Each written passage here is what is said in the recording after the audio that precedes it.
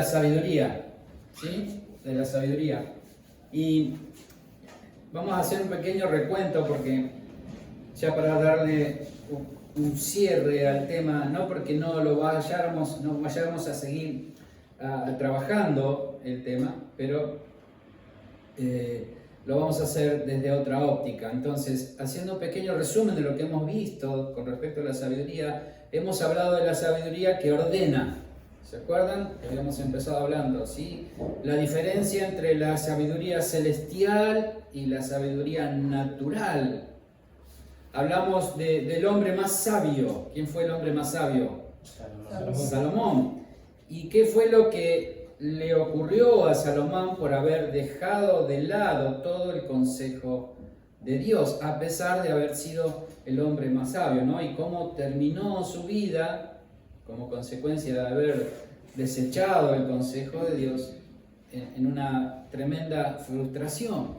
Hablamos de la sabiduría que fructifica y mencionábamos el árbol que absorbía el agua, la corriente de agua, la vida de Cristo, la sabiduría de Dios, y cómo ese árbol daba fruto. Y hoy quisiera hablar de la sabiduría que moviliza, ¿sí? Fíjese que si yo preguntara qué significa para cada uno de nosotros el Evangelio, ¿quién se anima a darme una respuesta? ¿Qué es el Evangelio para tu vida?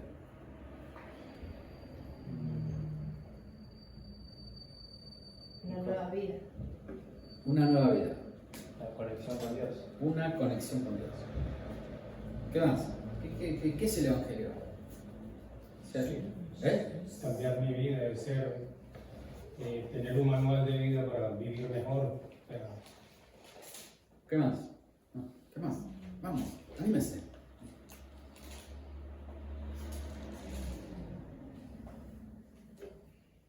En las Escrituras encontramos varias comparaciones que la palabra hace con respecto al Evangelio, ¿sí? Una de las imágenes es un tesoro muy valioso que un hombre encontró y vendió todo lo que tenía para comprar esa tierra donde estaba ese tesoro. O sea, vio el valor que ese tesoro muy valioso, lo describe la palabra, tenía. Y no le importó vender todas sus propiedades, todo lo que él tenía para poder comprarlo. También habla de la perla de gran precio, un mercader que hizo más o menos lo mismo. Cuando vio esa perla de gran precio, se dio cuenta del valor que tenía y dice que vendió todo para poder obtener esa perla de gran precio, ¿sí?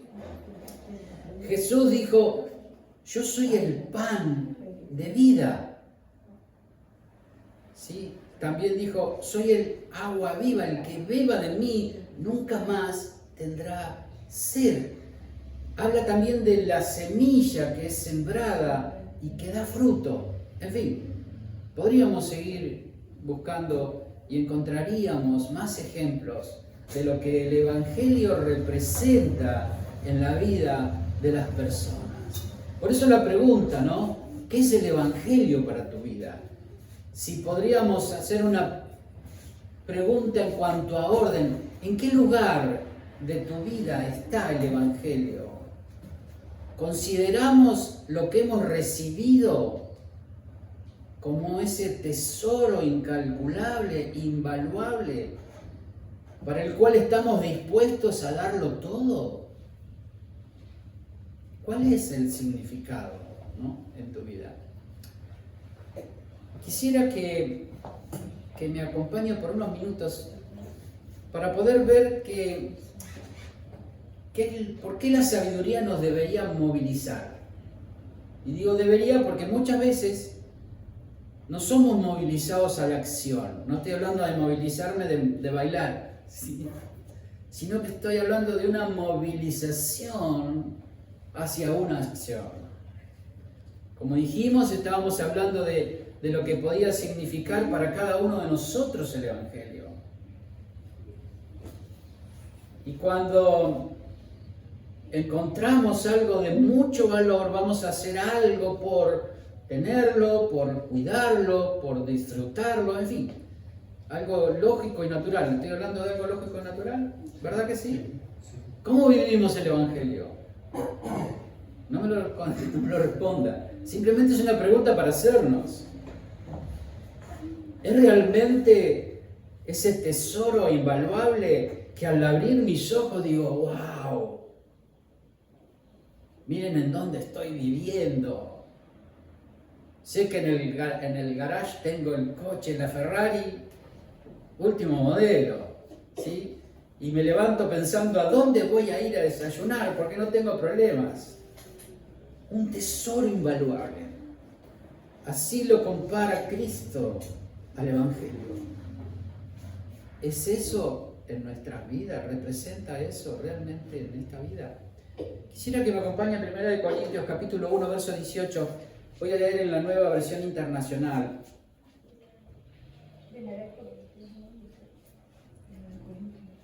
1:18.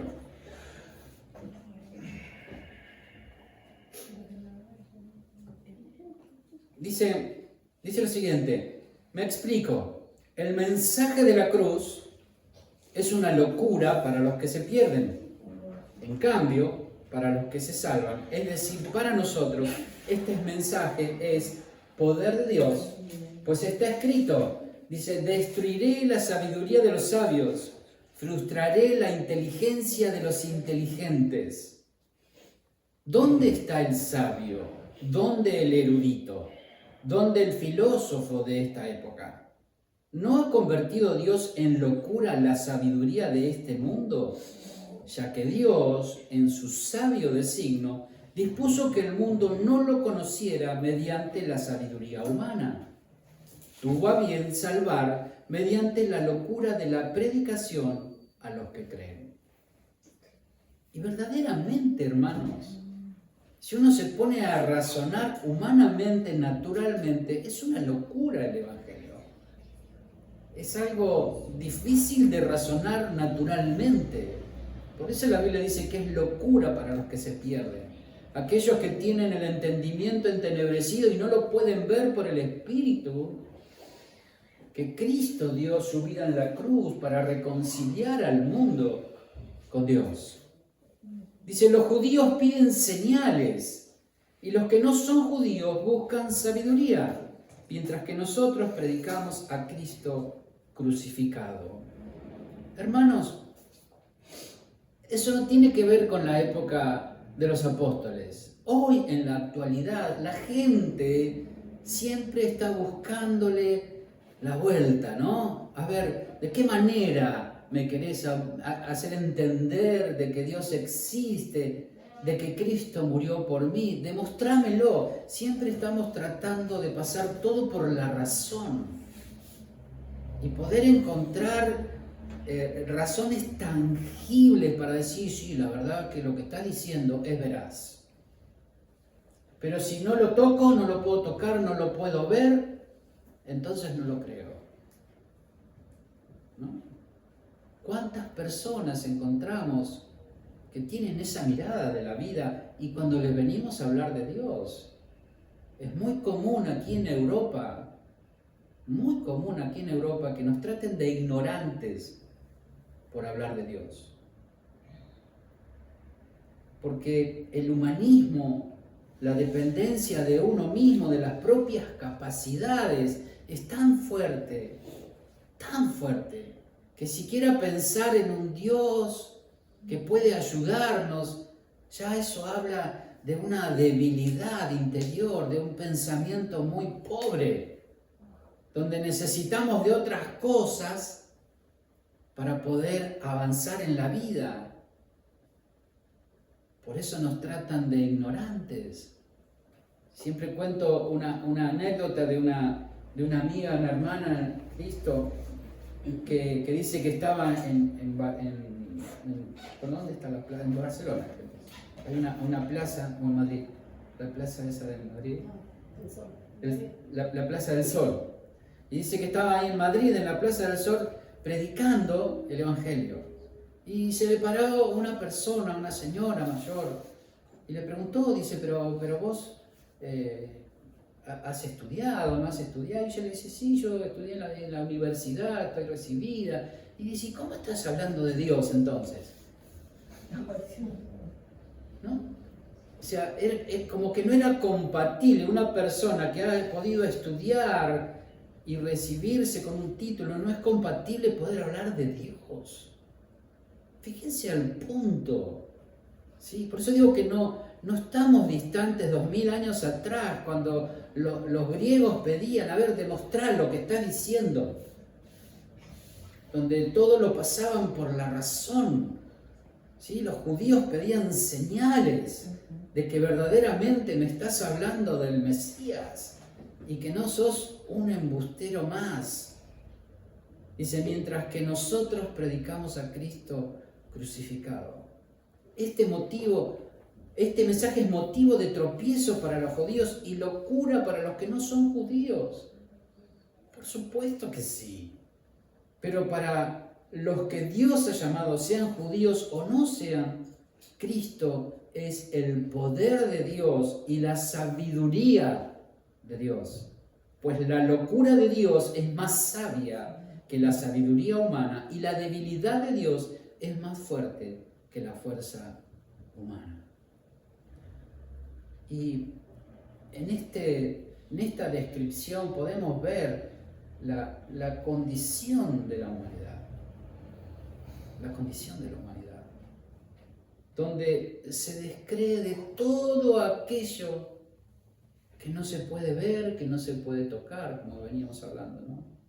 Realmente a mucha gente hablarle de Dios es una locura. Es algo que no tiene cabida en sus vidas, que no pasa por su razonamiento, por su cajita. Algunos toman a Dios como algo más en sus vidas, tal vez, y lo utilizan como un medio para acallar sus conciencias.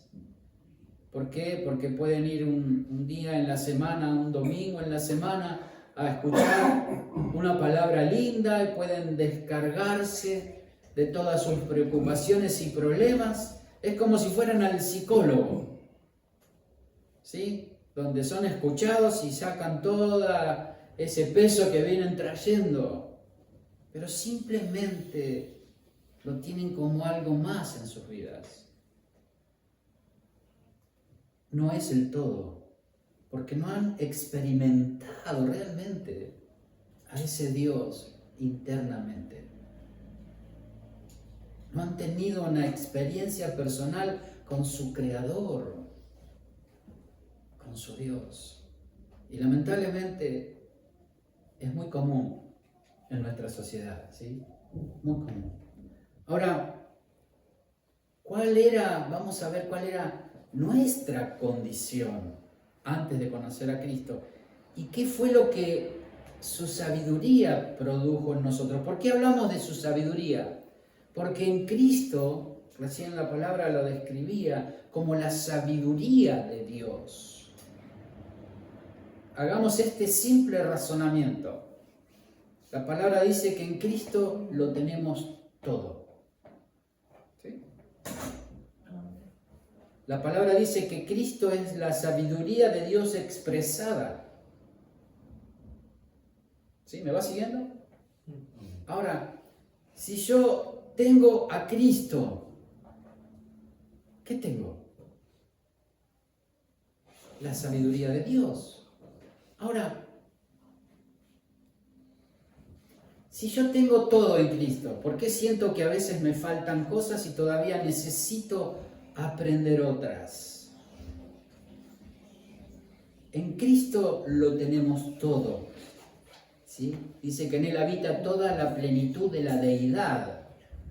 Esa plenitud nos habita a nosotros. Y este es un tema que me gustaría en algún momento empezar a desarrollar más detenidamente. Lo vamos a pasar un poco por alto, suavemente. Pero quiero apelar a su razonamiento, ¿sí?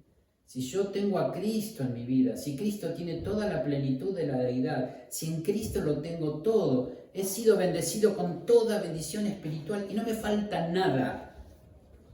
y hablamos de que Cristo es la sabiduría de Dios, entonces porto todo lo que acabo de describir. Ahora, ¿por qué a veces no lo veo reflejado en mi vida? ¿Por qué? Porque necesito ir descubriendo todo lo que porto por medio de la activación del Espíritu Santo. El Espíritu Santo comienza a revelarnos todo lo que ya tenemos. Si Cristo es la palabra, ¿qué porto? La palabra. ¿Por qué no la sé toda? Porque necesito que esa palabra sea revelada por el Espíritu y sea activada en mí. O sea, cuando empezamos a profundizar en todo lo que tenemos en Él, todo lo que portamos, comenzamos a descubrir, wow, que verdaderamente ese tesoro es realmente de muchísimo valor. ¿Y cómo se activa esa palabra que portamos? ¿Cómo se activa esa sabiduría de Dios en nosotros?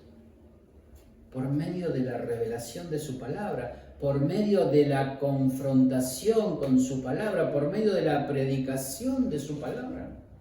Cuando somos expuestos a su palabra, el Espíritu Santo toma esa palabra y alumbra nuestro entendimiento. Ilumina nuestro entendimiento, trae revelación a nuestro entendimiento. Y comenzamos a entender, comenzamos a poder hacer vida esa palabra que ya tenemos depositada en nuestro corazón. Así trabaja la revelación en nuestras vidas, hermanos. Pregunto, ¿prendemos el ventilador? Sí. Fran, por favor. Entonces dijimos, vamos a ver qué es lo que esa sabiduría ha producido o debería producir en nuestras vidas, ¿sí? En el 1, Sí.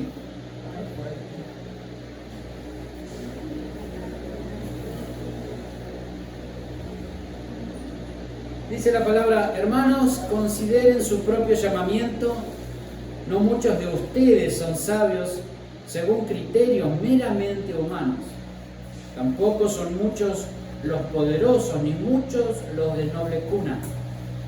Pero Dios escogió, y es dura la palabra, ¿eh? Si se van a distraer con el ventilador, lo apago. Porque todos están mirando cómo da vuelta el ventilador. Dice, escuche, es un poco dura la transcripción, la traducción, pero dice lo siguiente, dice, pero Dios escogió ¿qué cosa? Dice, lo tonto del mundo para avergonzar a los sabios, y escogió lo débil del mundo para avergonzar a los poderosos. También escogió Dios lo más bajo y despreciado y lo que no es nada para anular lo que es, a fin de que en su presencia nadie pueda jactarse. ¿Cuántos necesitan leer esta palabra, hermanos, hoy en día? ¿Cuántos? ¿Sí?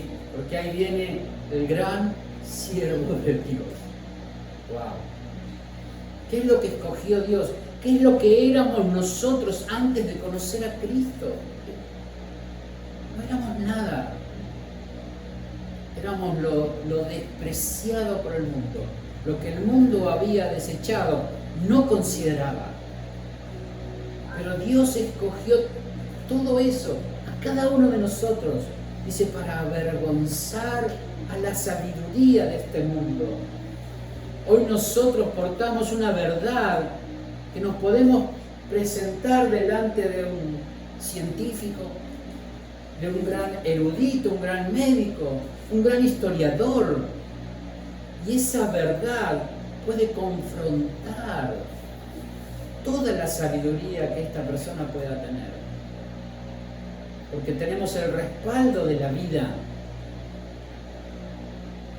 que portamos cada uno de nosotros. Dice, también escogió Dios lo más bajo y despreciado, lo que no es nada, para anular lo que es, a fin de que en su presencia nadie pueda jactarse. ¿Quién puede levantar la mano y sentirse más importante que otro? Nadie, hermanos. De ahí venimos cada uno de nosotros.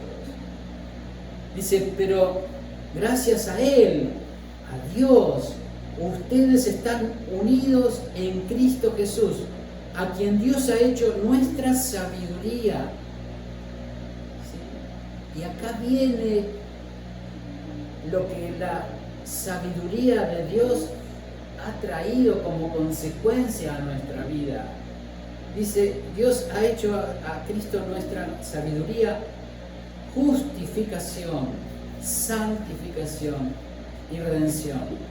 Para que, como está escrito, si alguien ha de gloriarse, que se gloríe en el Señor. No vamos a hablar ahora de la justificación, porque necesitaríamos una prédica solamente para la justificación, pero hemos sido justificados delante de Dios por medio de la muerte de nuestro Señor Jesucristo.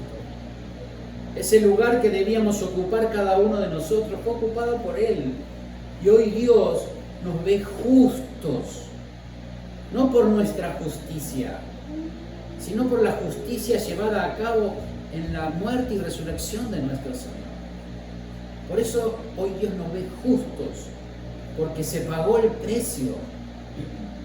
Y ese precio lo pagó nuestro Señor Jesucristo por cada uno de nosotros. Dice que fuimos hechos santificación. Hoy la Biblia nos describe como santos. No somos pecadores. Éramos pecadores cuando teníamos una naturaleza pecaminosa, heredada de Adán, que murió en la cruz, que fue crucificada en la cruz, que resucitamos a una nueva vida. La Biblia dice que somos nuevas criaturas, que lo viejo ha pasado. Nuestra vieja naturaleza fue crucificada en la cruz del Calvario. Ya no vivo yo, ahora Cristo vive en mí. Por eso cuando Dios me ve a mí, ve al Hijo, y si ve al Hijo, lo ve santo, sin mancha, puro. Esa santificación de la cual estamos hablando es algo automático a partir del momento que yo le abrí mi corazón al Señor. Ahora usted podría decirme, sí, bueno, pero yo veo que en mi vida hay cosas, sí, porque nuestra alma, en un tiempo que se va desarrollando progresivamente, está siendo santificada. Es donde el Espíritu Santo está trabajando. El Espíritu Santo no trabaja en el Espíritu, trabaja en el alma. Trabaja en el alma para santificar nuestra alma. Es un proceso de santificación que va a durar toda nuestra vida.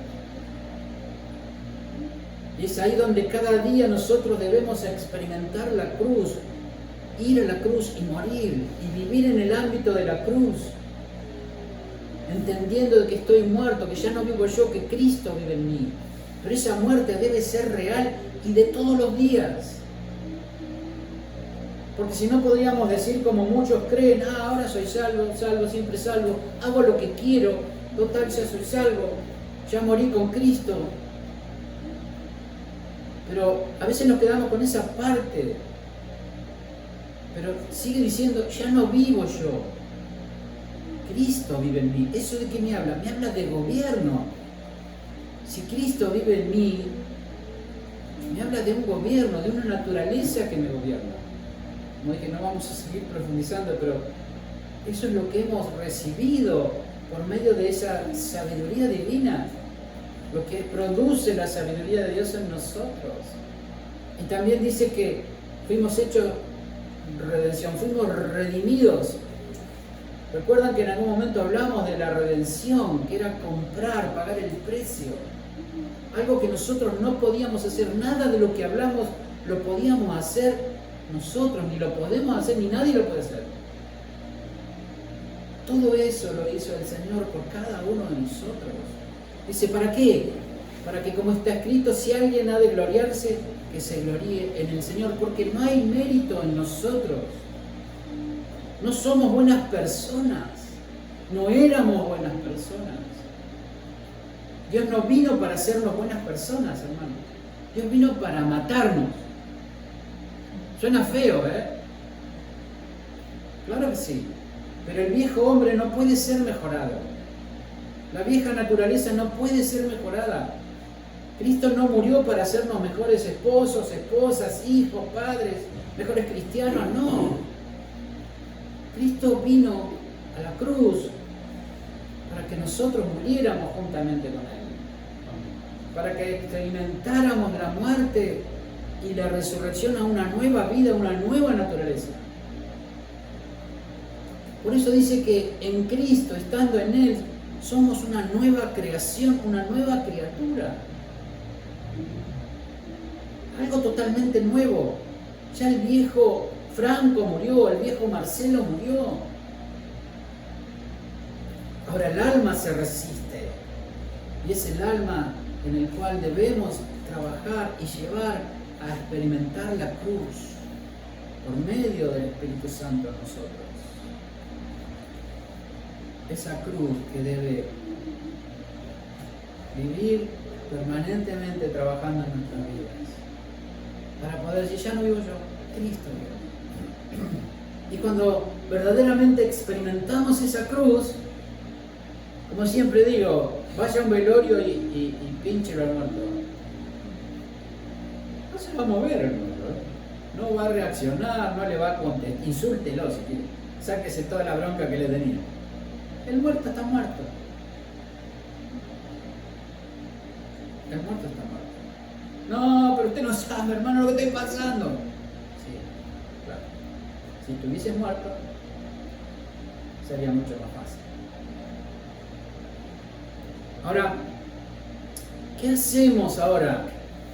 ¿No? Que somos sabios. ¿Somos sabios? Pregunto.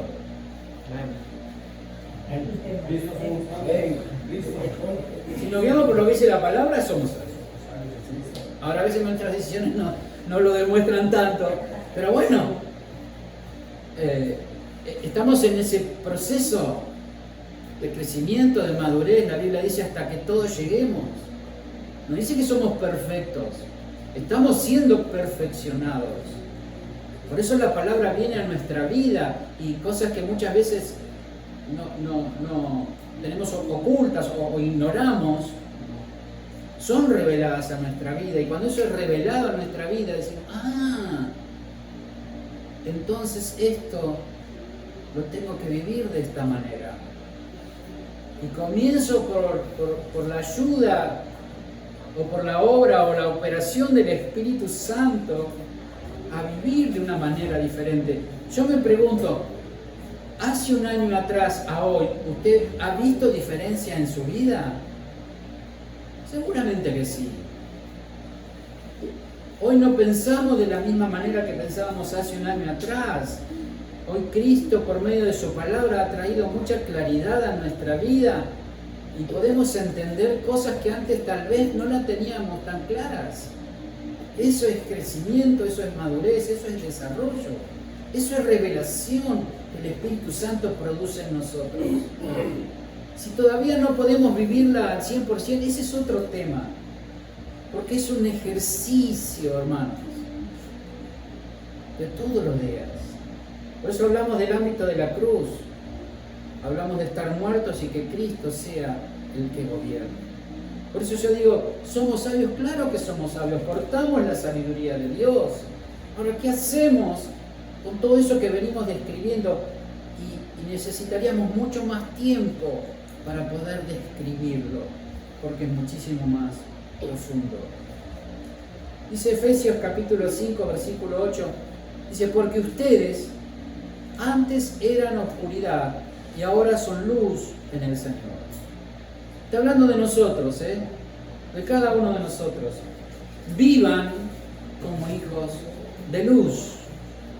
El fruto de la luz consiste en toda bondad, justicia y verdad. Fíjese cómo la palabra se explica a sí misma. A veces decimos, no, pero es muy difícil.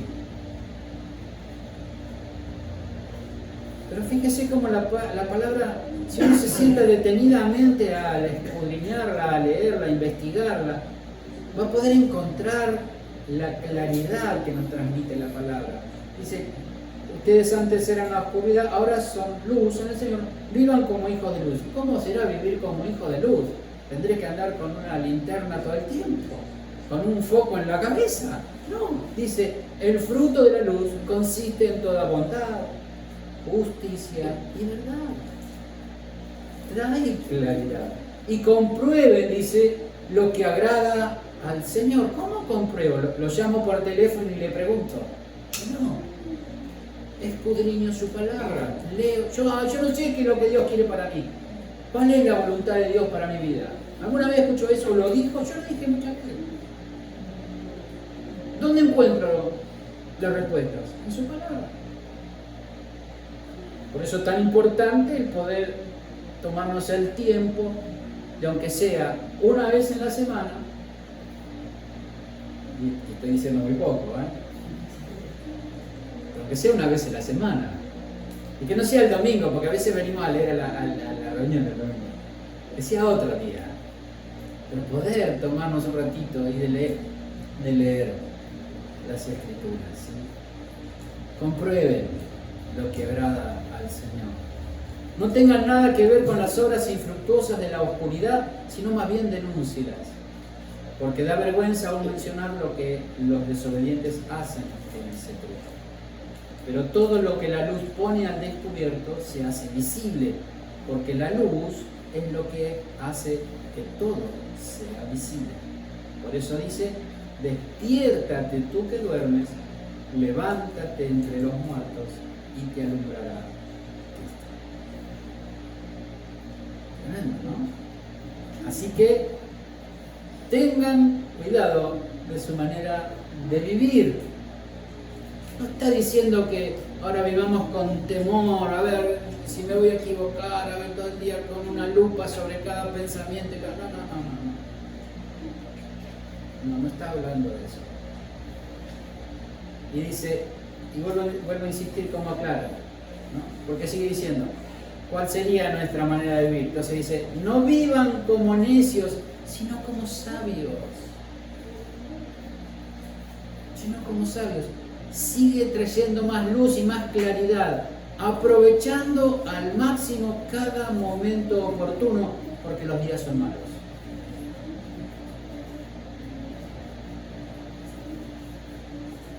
¿Cuánto tiempo nos roban de nuestra mente, de nuestra felicidad, por llamarlo de alguna manera, los problemas de la vida? ¿Cuánto tiempo nos roban? Y no porque digo que esté mal pensar o tener dolor por algo o preocupación por algo.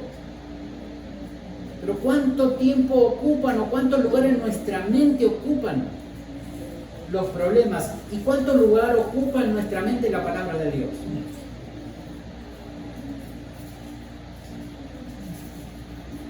¿Cuánto necesito tener paz en mi vida porque tengo tantos problemas?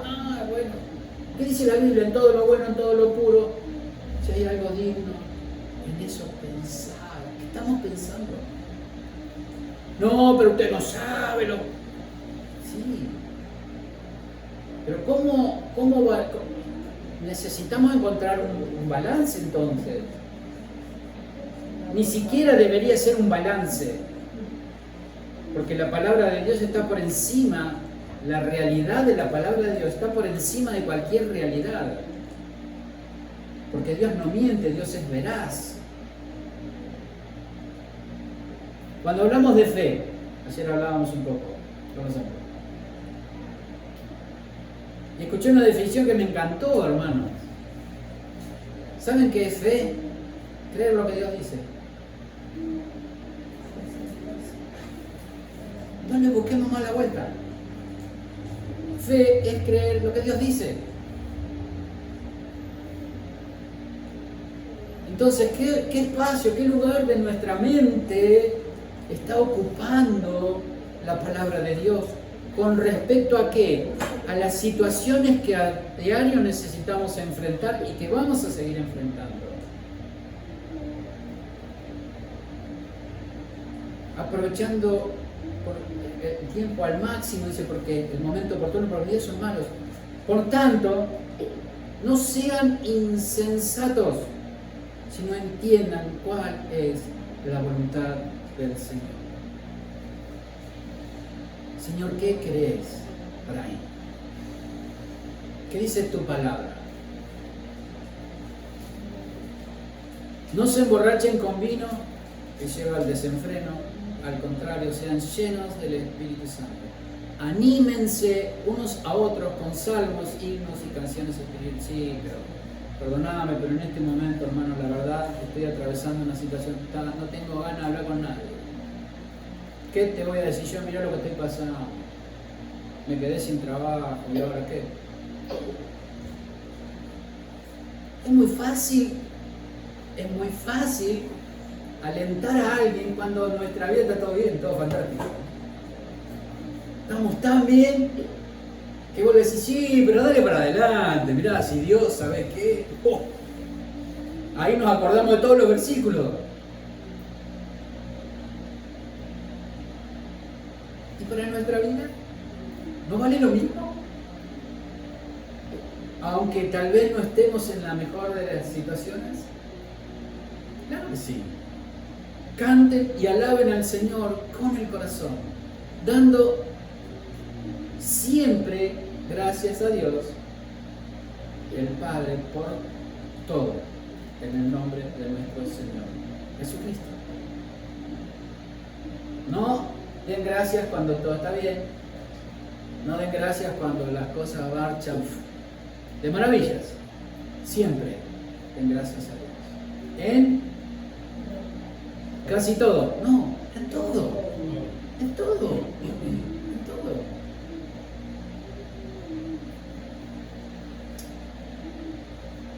Esta es una pequeña descripción de ese gran tesoro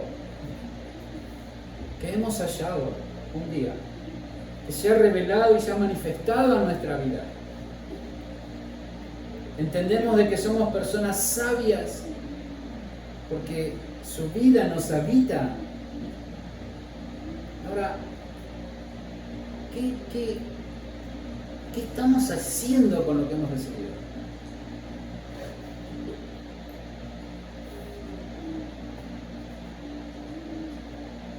Vamos a suponer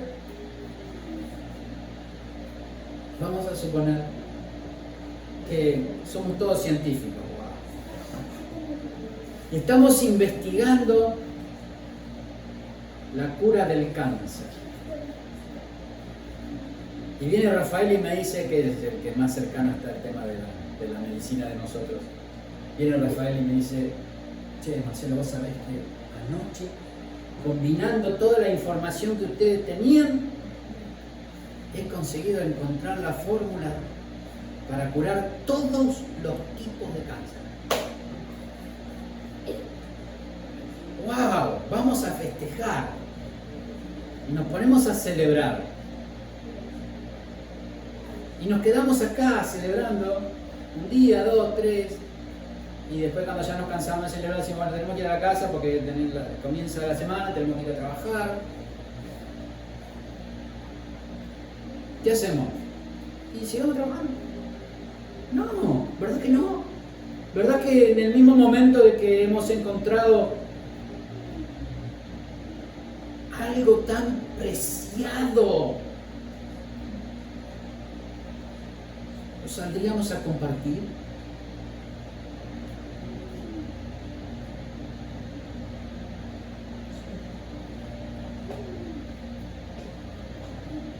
¿Qué hacemos con lo que hemos recibido?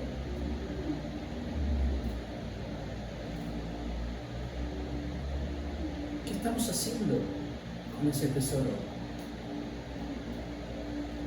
Hemos recibido toda esa sabiduría para nuestro propio deleite. para disfrutarla nosotros, para saber cómo vivir o no. Preguntas que me surgen, esa sabiduría que portamos, ¿sí? Que nos permite hacer la diferencia entre lo que ofende a Dios y lo que agrada su corazón, que nos enseña la manera de alcanzar la vida eterna. Porque para nosotros es muy fácil hablar de salvación entre nosotros. Sí, necesitas aceptar a Cristo porque Cristo transforma tu corazón, porque Él te perdona tus pecados, porque Él murió por nosotros. Sí, es así, está todo claro. Ahora, esa sabiduría que me da el entendimiento para poder comprender la obra de Cristo en mi vida, me está movilizando a expresarla a mis semejantes.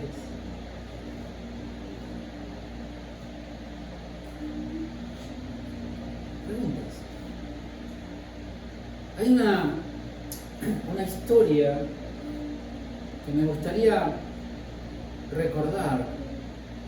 Está en Segunda de Reyes, capítulo 7, versículo 3 en adelante. Dice: ese día, 4 hombres que tenían una enfermedad en la piel, en otras versiones hablan de que eran leprosos, ¿sí?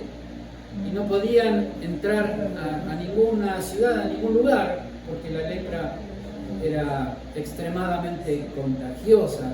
Dice, se hallaban a la entrada de la ciudad. Convengamos de que Israel estaba sitiada por un pueblo guerrero que quería conquistarla, y ellos estaban a la puerta de la ciudad. Entonces dice, ¿qué ganamos con quedarnos aquí sentados esperando la muerte? No entraba alimento porque estaban sitiados, entonces no tenían manera de alimentarse y lo único que podían esperar era morirse de hambre. Dice, no ganamos nada con entrar a la ciudad, allí nos moriremos de hambre con todos los demás, pero si nos quedamos aquí nos sucederá lo mismo. Vayamos pues al campamento de los arameos para rendirnos. Si nos perdonan la vida, viviremos; si nos matan, de todos modos moriremos. Al anochecer se pusieron en camino, pero cuando llegaron a las afueras del campamento arameo, ya no había nadie allí. Y era que el Señor había confundido a los arameos, haciéndoles oír el ruido de los carros de combate y de caballería, como si fuera un gran ejército. Entonces se dijeron unos a otros, seguro que el rey de Israel ha contratado a los reyes hititas y egipcios para atacarnos. Por lo tanto emprendieron la fuga al anochecer, abandonando tiendas de campaña, caballos y asnos. Dejaron el campamento tal como estaba para escapar y salvarse. Cuando los hombres con lepra llegaron a las afueras del campamento, entraron en una de las tiendas de campaña y después de comer y beber se llevaron oro y plata y ropa y fueron a esconderlo todo. Luego regresaron, entraron a otra tienda, también allí tomaron varios objetos y los escondieron. Entonces se dijeron unos a otros, esto no está bien. Hoy es un día de buenas noticias, no las estamos dando a conocer. Si esperamos hasta que amanezca, resultaremos culpables. Vayamos ahora mismo al palacio y demos aviso. Así que fueron a la ciudad y llamaron a los centinelas y le dijeron, fuimos al campamento de los arameos y ya no había nadie allí, solo se oía de los caballos y asnos que estaban atados.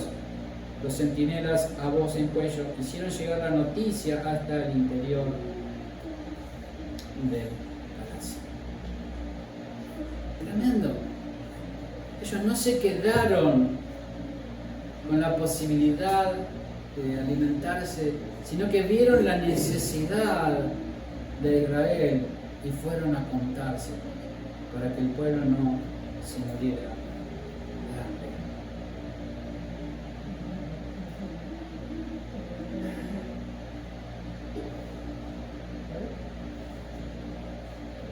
Tengo otras cosas, pero vamos a ir cerrando aquí, porque la idea es que podamos pensar, hermanos, que la palabra nos lleve a meditar, ¿sí? De qué es lo que estamos haciendo con todo eso que hemos recibido. Pero no quiero irme sin antes compartir una palabra que Dios puso en mi corazón. Y sé que hay alguien, y no sé quién, pero sé que hay alguien en este lugar que la necesita. Y la quiero compartir. Quiero que me ayuden utilizando la imaginación. Siempre es bueno graficar en nuestra mente lo que queremos expresar. Vamos a suponer de que somos una persona con muchísimo reconocimiento a nivel nacional aquí en España. De mucha importancia, con un buen pasar económico. Nos conocen en los noticieros, en los programas, hemos pasado por la televisión y tenemos una encomienda de parte del gobierno de España, con el aval de los reyes de España, para realizar una tarea. ¿Me va siguiendo? Si somos una persona en esa posición, imagínense cómo me sentiría, cómo se sentiría usted, ¿no? Si una persona que tiene todo el apoyo y el aval del presidente, más los reyes, lo conoce todo el mundo, no pediría permiso, entraríamos directamente, ¿sí? Porque somos personas, wow, de muchísimo peso dentro de la sociedad. Nos dieron un coche de presidencia con esas patentes de otros colores que uno las ve y pueden hacer lo que quieran, estacionar, parar, donde sea, y nadie los puede tocar, ¿sí? Para que nos movamos libremente.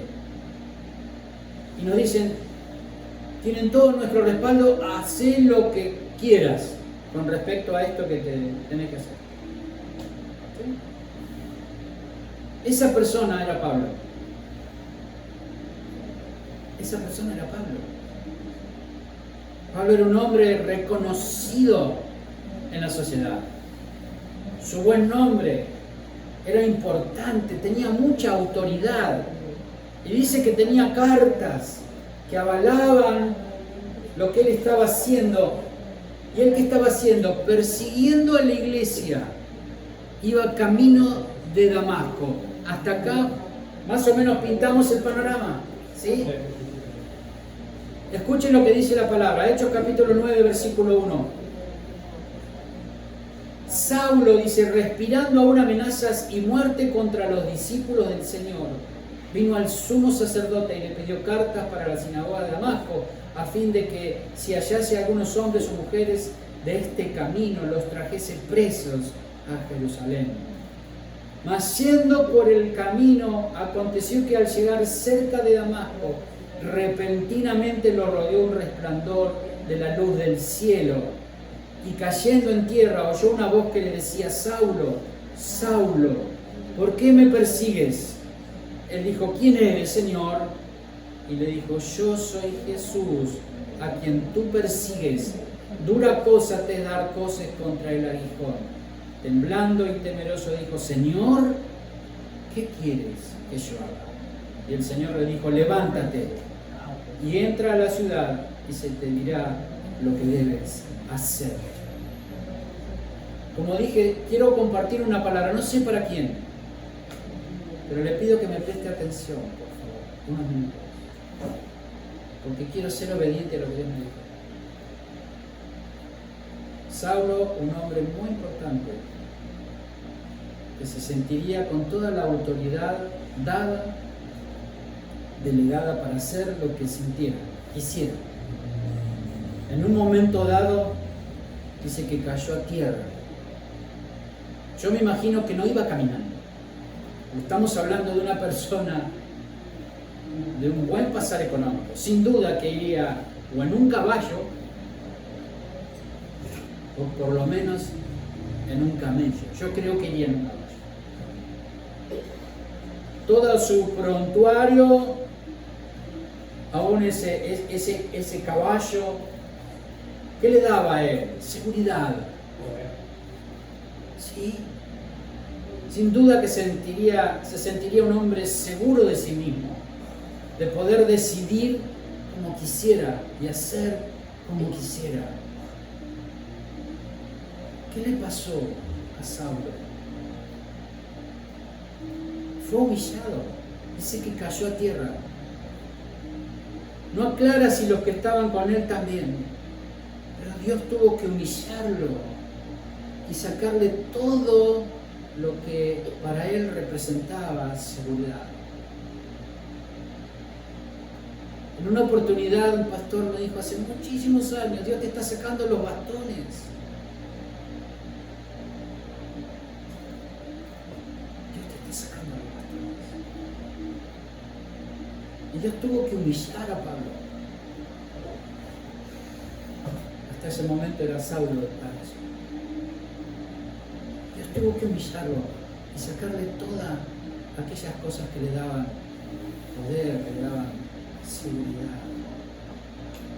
Y cuando estuvo allí abajo, humillado, de la profundidad salió un clamor de su corazón. ¿Y qué dijo? Temblando y temeroso dijo: Señor, ¿qué quieres que yo haga? ¿Qué pregunta? ¿Cuántas veces nos hemos preguntado o le hemos preguntado al Señor, Señor, ¿qué quieres que haga? ¿Qué quieres que haga? Y la respuesta no se hizo tardar, no se hizo esperar, porque Jesús respondió. Y le habló y le dijo: levántate, entra a la ciudad, bla, bla, bla, bla. En otras palabras,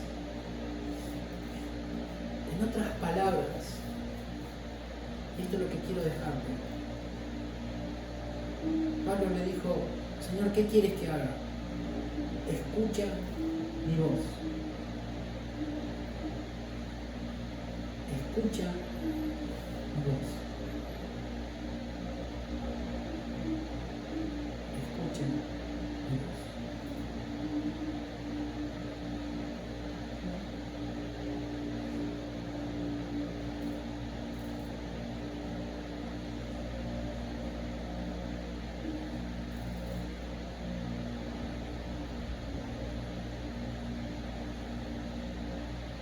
Cierra sus ojos.